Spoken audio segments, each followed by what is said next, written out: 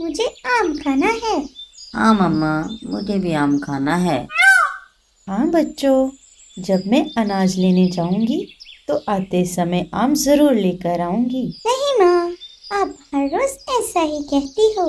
आज हमें आम चाहिए ही चाहिए। अरे अब मैं क्या करूं? जब से बुलबुल के लाए हुए आम बच्चों ने खाए हैं तब से वो आम खाने की जिद कर रहे हैं। मुझे कैसे भी करके जंगल से आम ढूंढ कर लाना ही होगा। इधर मीनू मौसी और टूनी चिड़िया मीठे आम के चक्कर में बहुत दूर तक आ गई थी। मीनू मौसी, क्या आप मीठे आमों के पेड़ कहाँ पर हैं भूल गई हो? हम पिछले 1 घंटे से मीठे आम ढूंढ रही हैं। अरे टूनी, मुझे पता है मीठे आमों वाले पेड़ इसी इलाके में हैं। अगर तुझे मीठे आम नहीं खाने तो तू यहीं से घर वापस चली जा। मैं अकेले ही मीठे आम खा जाऊंगी। अरे नहीं नहीं मीनू मौसी, मैं तो ऐसे ही कह रही थी। चलिए हम साथ में मिलकर आमों के पेड़ों को ढूंढते हैं। मम्मा, मुझे मीठा आम खाना है। और कितनी देर लगेगी?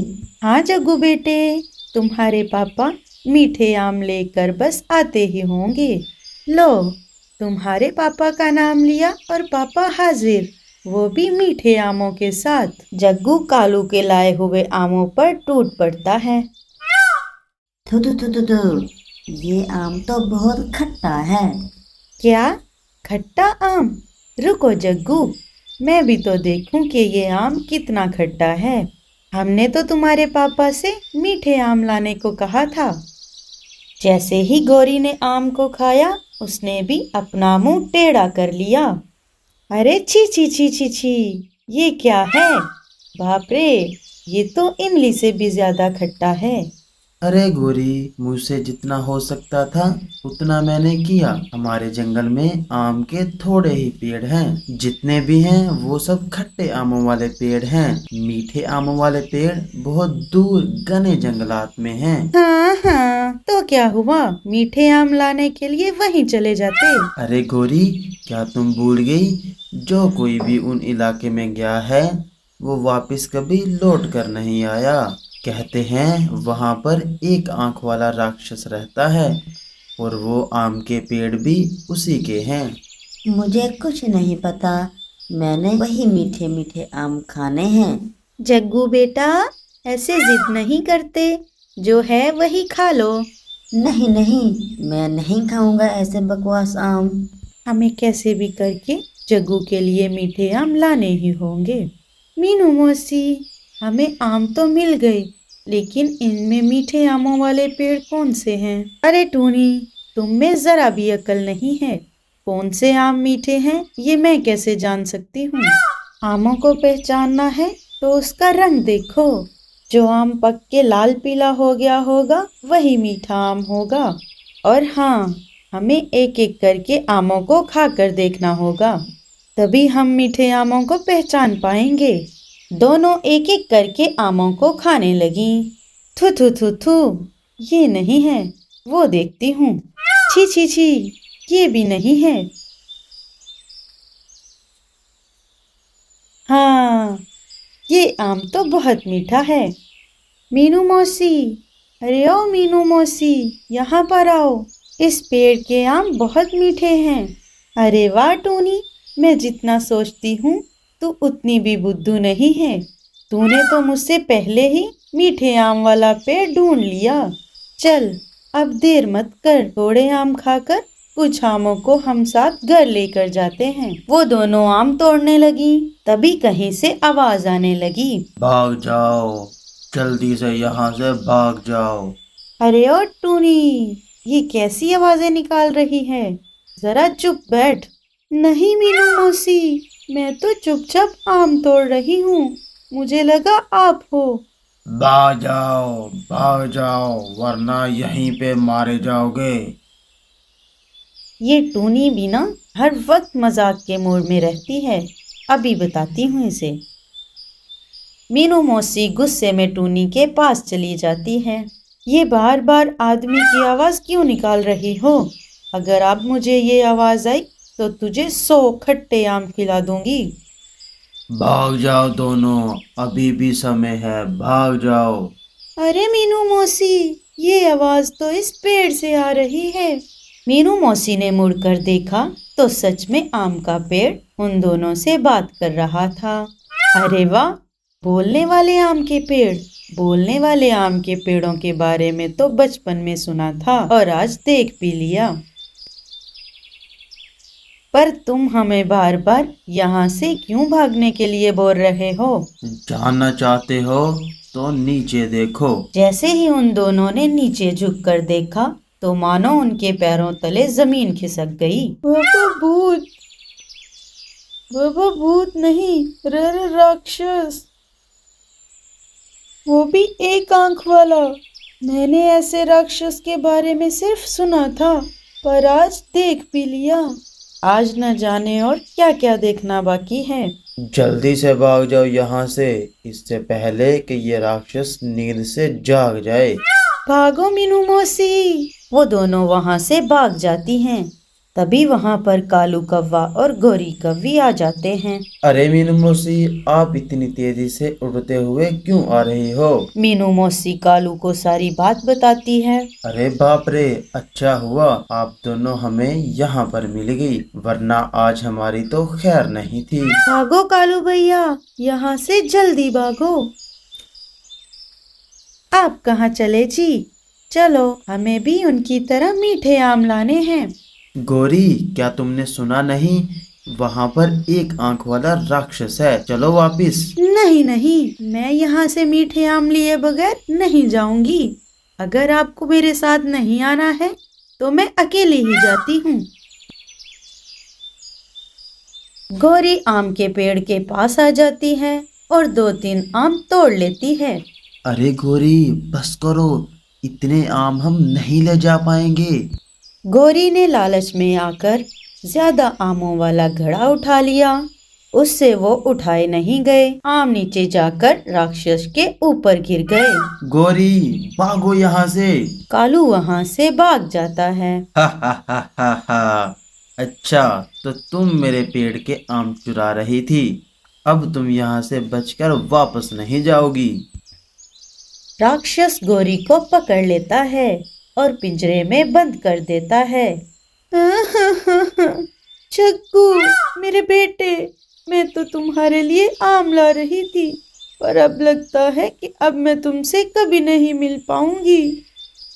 कालू अपने घर आ जाता है। पापा, मम्मा कहाँ है? बेटा, तुम्हारे आम लाने के चक्कर में तुम्हारी माँ राक्षस के हाथों पकड़ी गई। मैं कालू कौवे के पास जाती हूँ। मीठे आम कहाँ से मिलेंगे ये उन्हें अच्छे से पता होगा। लाड़ो कालू कौवे के पास आ जाती हैं। कालू भैया, क्या आप मुझे घने जंगलों में आम के पेड़ हैं उनका पता बता सकते हो? दरअसल सोनू और पिंकी मीठे आम खाने की जिद कर रहे हैं। कालू भैया, क्या बात है, आप चिंतित लग रहे हो? कालू लाड़ो को सारी बात बता देता है। अरे बाप रे, ये तो बहुत बुरा हुआ। हमें गौरी भाभी को बचाना होगा। हम एक काम करते हैं कालू भैया, हम मीनू मौसी के पास चले जाते हैं। वो दोनों मीनू मौसी के पास आ जाते हैं और उसे सारी बात बताते हैं। नहीं रे बाबा, मैं नहीं आऊंगी। मीठे आम की बजाय मैं खट्टे आम खा लूंगी। मैं भी नहीं आऊँगा। कुछ दिन पहले मैं और कबूतर मीठे आमों के चक्कर में वहां गए थे, पर उस राक्षस ने कबूतर को पकड़ लिया और वहीं पर मार डाला। मैं तो जैसे कैसे बचकर भाग आया।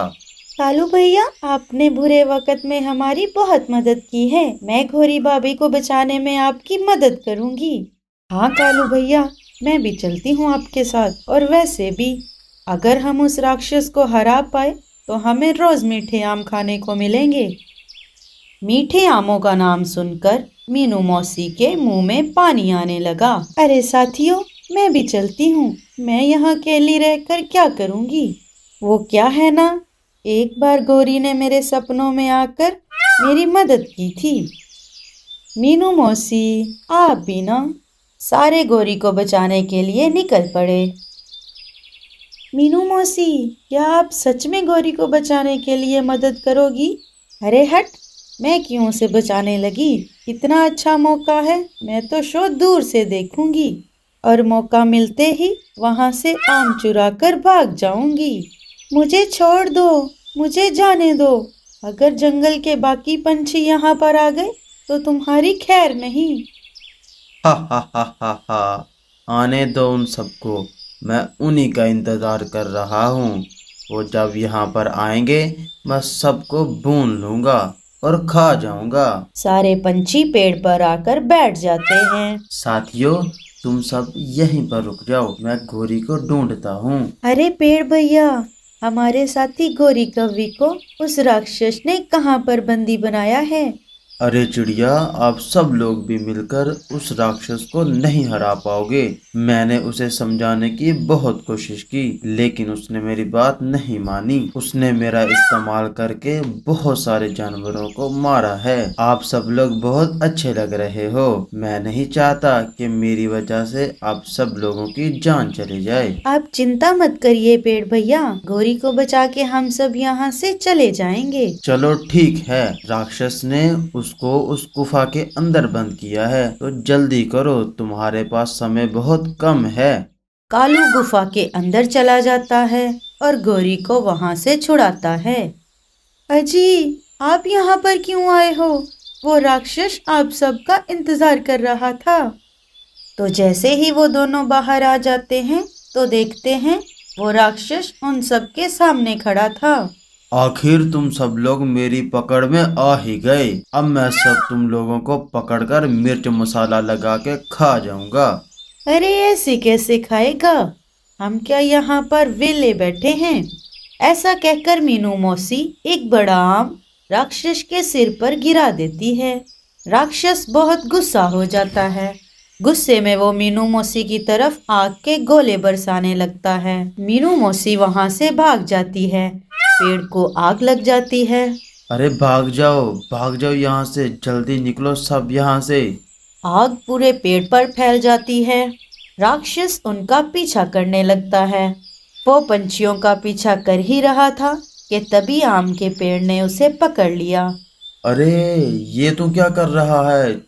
छोड़ दे मुझे। आज तक तुमने मेरा इस्तेमाल करके बहुत से जानवरों की जान ली है। आज मैं ये किस्सा यहीं पर खत्म कर देता हूँ। राक्षस पेड़ के साथ साथ जल जाता है। अरे नहीं, हमारी वजह से उस पेड़ ने अपनी जान गंवाई। सारे जंगल में वापस आ जाते हैं। ये देखो साथियों, बहुत दिन पहले मैंने उस आम की गुठली को यहाँ पर लगाया था। उसमें से ये आम का पेड़ उग रहा है। सब देखते हैं तो क्या, पेड़ एकदम से बड़ा हो जाता है।